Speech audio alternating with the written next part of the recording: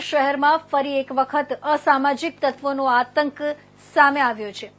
શહેરના જવાહર મેદાનમાં ક્રિકેટ રમી રહેલા યુવક પર છરી વડે હુમલો કરવામાં આવ્યો છે। 4 થી 5 ઇસમો દ્વારા પ્રેમ મકવાણા નામના યુવક પર સાથળના ભાગે છરી વડે હુમલો કરાયો હતો, જેથી યુવકને હોસ્પિટલ ખસેડવામાં આવ્યો છે। શહેરના ગુંડા તત્વોને પોલીસનો કોઈ ડર જ ન હોય તેમ હત્યા કરવી, છરી મારવી હવે સામાન્ય બની ચૂકી છે। તમારું નામ? તમારું નામ? મકવાણા પ્રેમ અરુણભાઈ। મકવાણા પ્રેમભાઈ, ક્યાં રહ્યો તમે? તિલકનગર। કઈ જગ્યાએ ગયા હતા ને શું બનાવ બન્યો હતો? ગધણે મેદાનમાં હતા, 3-4 જણા આવીને ચાકુ મારતા હતા।